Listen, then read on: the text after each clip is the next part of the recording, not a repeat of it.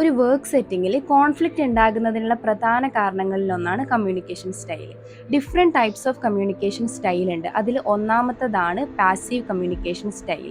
ഇതിൽ ഒട്ടും ആക്റ്റീവ് ആവാതെ തന്നെ സ്വന്തം അഭിപ്രായങ്ങളും ആവശ്യങ്ങളും മറച്ചു വെച്ച് മറ്റൊരാളുടെ തീരുമാനങ്ങൾക്കനുസരിച്ച് പോകുന്നതിനെയാണ് നമ്മൾ പാസീവ് കമ്മ്യൂണിക്കേഷൻ സ്റ്റൈൽ എന്ന് പറയുന്നത്.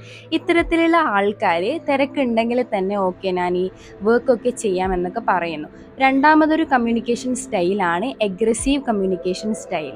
ഇതിൽ സ്വന്തം അഭിപ്രായങ്ങളും ആവശ്യങ്ങളും വളരെ അഗ്രസീവായിട്ടുള്ള രീതിയിൽ ബലമായി, അതും മറ്റുള്ളവരുടെ തീരുമാനങ്ങൾ ഒട്ടും അവഗണിച്ച് പോകുന്നതിനെയാണ് നമ്മൾ അഗ്രസീവ് കമ്മ്യൂണിക്കേഷൻ സ്റ്റൈൽ എന്ന് പറയുന്നത്. ഇവിടെ നമുക്ക് കോൺഫ്ലിക്റ്റ് കുറച്ചുകൂടെ വിസിബിൾ ആണ്. മൂന്നാമതൊരു കമ്മ്യൂണിക്കേഷൻ സ്റ്റൈൽ എന്ന് പറയുന്നതാണ് പാസീവ് അഗ്രസീവ് കമ്മ്യൂണിക്കേഷൻ സ്റ്റൈൽ. ഇതിൽ ഉള്ളിൽ കുറച്ച് കാര്യങ്ങൾ മറച്ചു വെച്ച് ദേഷ്യം കാണിക്കുക, അതായത് ഇൻഡയറക്റ്റ് ആയിട്ട് പുറത്ത് ദേഷ്യം കാണിക്കുന്നതിനെയാണ് നമ്മൾ പാസീവ് അഗ്രസീവ് കമ്മ്യൂണിക്കേഷൻ സ്റ്റൈൽ എന്ന് പറയുന്നത്.